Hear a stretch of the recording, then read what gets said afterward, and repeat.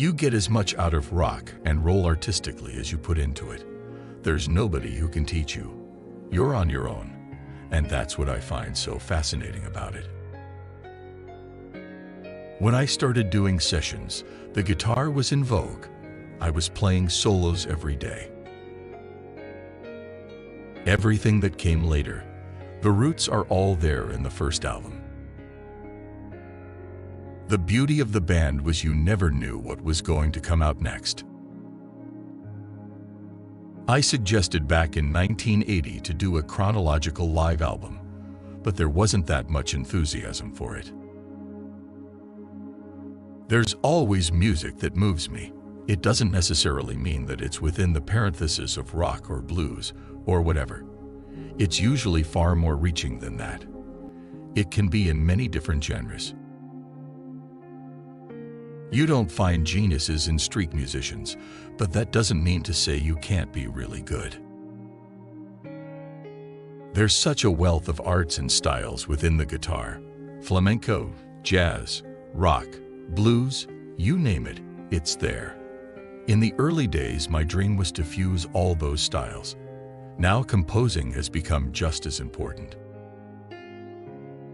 I think it's time to travel, start gathering some real right in their experiences with street musicians around the world.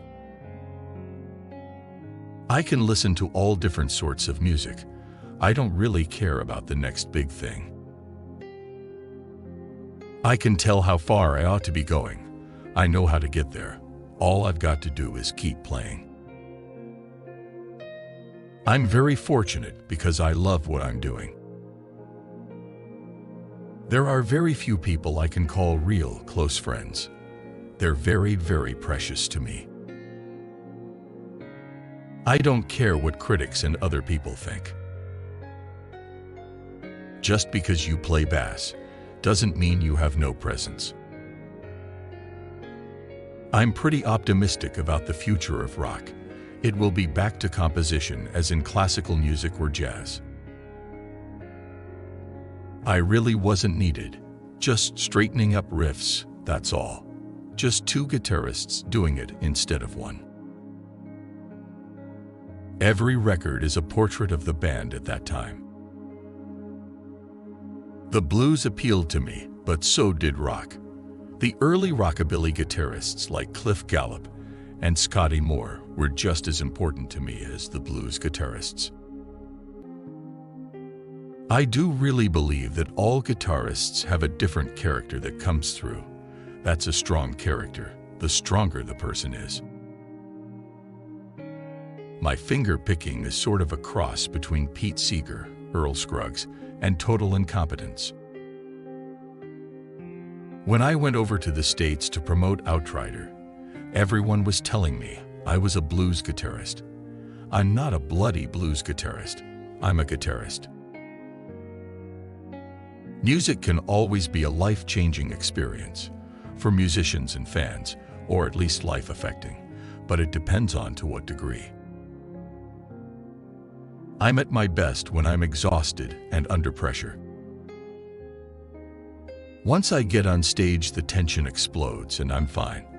I'm in another world, in a trance almost, doing what I love best, expressing myself through guitar. You absorb so much from whatever your environment is as an artist, and you learn to take from it what can help you create. I'm still searching for an angel with a broken wing. It's not very easy to find them these days. I'm not afraid of death. That is the greatest mystery of all. That'll be it, that one. But it is all a race against time. My favorite guitar solo of all time was Elliot Randall's on Reelin' in the Years.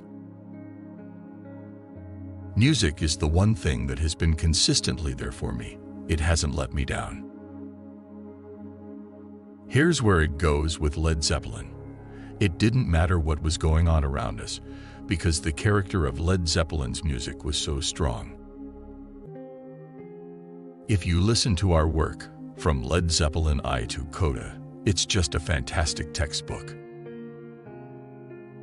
I've played guitar in so many different styles, and I want to revisit them all. That's one of the problems with the Zeppelin stuff. It sounds ridiculous on MP3. You can't hear what's there properly. You'll find so many of the guitarists from the 60s will all say Lonnie Donegan was the influence. I can play in many sorts of categories because we've seen that with Led Zeppelin, all the acoustic stuff, and this, that, and the other. Led Zeppelin wasn't a corporate entity. The Stones are great and always have been. Jagger's lyrics are just amazing. Right on the ball every time. The Yardbirds folded in 1968, and within a handful of months, Led Zeppelin was not only a band, but also a very successful one. I do know there's a lot of music where Led Zeppelin has been leaned on.